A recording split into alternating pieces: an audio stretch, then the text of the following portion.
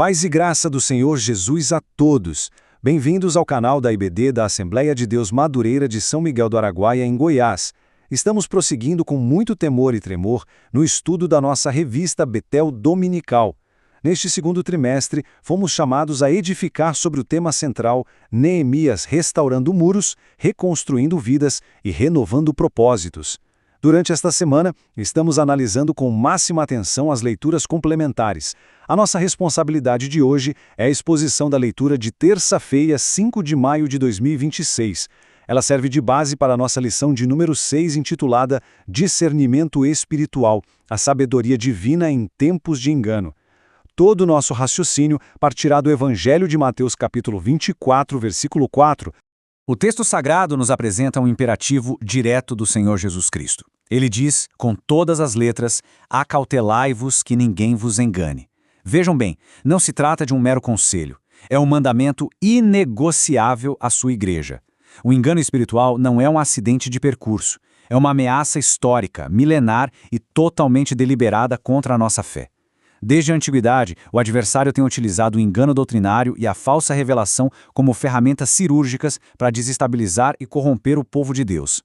Diante de uma advertência tão contundente vinda do próprio Cristo, nós precisamos parar e refletir de forma honesta e profunda. A igreja de hoje está, de fato, verdadeiramente desperta contra as sutilezas do engano espiritual? Ou será que temos caminhado de maneira negligente, ignorando os fortes sinais de alerta registrados nas Escrituras Sagradas?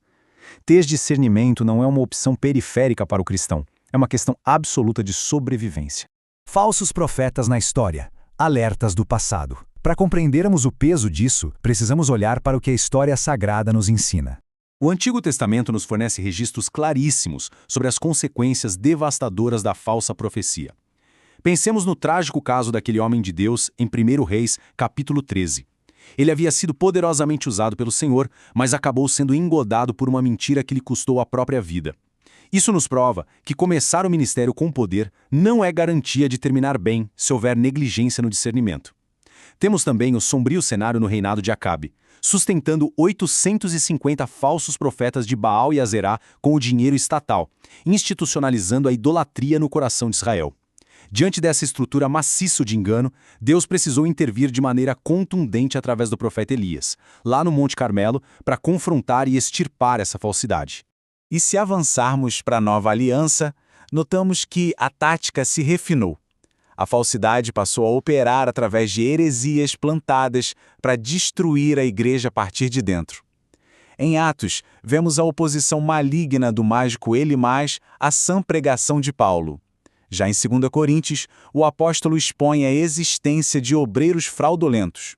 Ele fala de falsos apóstolos que têm a ousadia de se disfarçar de ministros de justiça, mas que operam diretamente para Satanás. E a repreensão mais dura é do próprio Cristo à igreja de Tiatira, no livro do Apocalipse. Uma igreja que tolerava uma falsa mestra, descrita como Jezabel, ensinando livremente a prostituição espiritual e a idolatria. Essa realidade bíblica nos obriga a sondar a nossa própria saúde congregacional. Será que estamos tolerando atitudes semelhantes às de Jezabel e a presença de falsos apóstolos em nosso meio, escondendo a nossa negligência sob a máscara da modernidade ou da tolerância? Meus irmãos, a aceitação mansa do erro teológico não é amor, é o anúncio do colapso espiritual. Onde a verdade absoluta de Deus é relativizada, o desastre é iminente. A métrica da verdade, julgando a profecia. Sendo a ameaça tão grave, precisamos saber exatamente como aferir a verdade divina. A palavra de Deus jamais nos deixaria sem parâmetros claríssimos para distinguir o autêntico mensageiro do charlatão espiritual. A avaliação bíblica assenta-se sobre 3 colunas essenciais: a origem, o conteúdo e o fruto. Sobre a origem, o profeta genuíno fala rigorosamente em nome do Senhor, pois foi enviado por ele, enquanto o falso mensageiro extrai o que diz da sua própria mente, da sua imaginação carnal, como bem denunciou o profeta Ezequiel. Olhando para o conteúdo, a mensagem de Deus exalta a santidade de forma irredutível e exige o arrependimento. O falso ensino, ao contrário, promove a acomodação e massageia a vontade do pecador. E por fim, o fruto, onde Deus fala a conversão, verdade e vida. Mas a falsa profecia só gera vaidade e a terrível mercantilização das coisas sagradas. É vital entendermos que nenhuma manifestação espiritual é isenta de julgamento. O mandamento apostólico é claro em determinar que a profecia precisa ser criteriosamente julgada pela Igreja. Mas qual é a nossa régua? Toda a Escritura Sagrada. O ensino apostólico e registrado na Palavra de Deus é a nossa norma definitiva e absoluta de fé e prática. Tudo aquilo que é ministrado num púlpito e que não se alinha perfeitamente com a totalidade da Bíblia deve ser rejeitado imediatamente, sem negociações.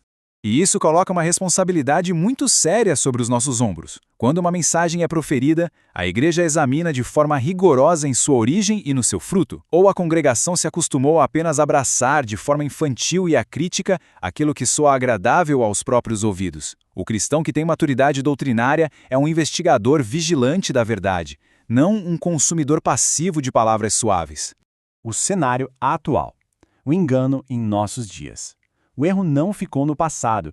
Precisamos trazer esse alerta diretamente para a nossa época. O apóstolo Paulo ergueu uma verdadeira muralha teológica para defender a pureza do Evangelho de Cristo. A advertência dele aos Gálatas é inflexível.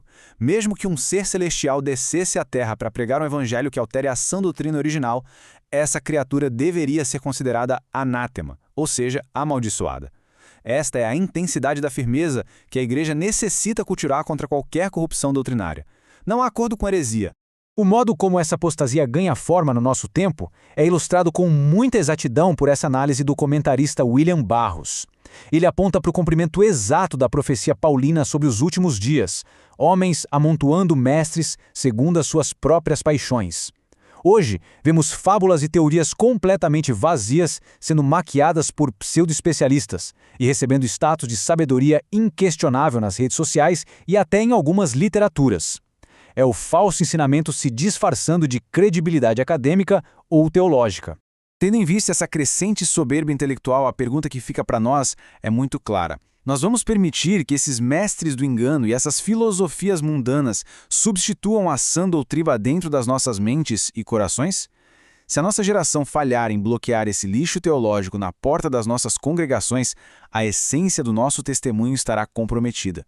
Discernimento no cotidiano cristão. Como levamos essa blindagem espiritual para a nossa vivência diária? O discernimento espiritual exige que vistamos a nossa armadura com firmeza todos os dias. Na prática, isso se traduz em 3 atitudes muito objetivas. Primeiro, passar todo e qualquer ensino de quem quer que seja pelo crivo implacável da Bíblia Sagrada. Segundo, ter a ousadia de rejeitar frontalmente as pregações vazias, superficiais, que se negam a confrontar o pecado e a exigir santidade.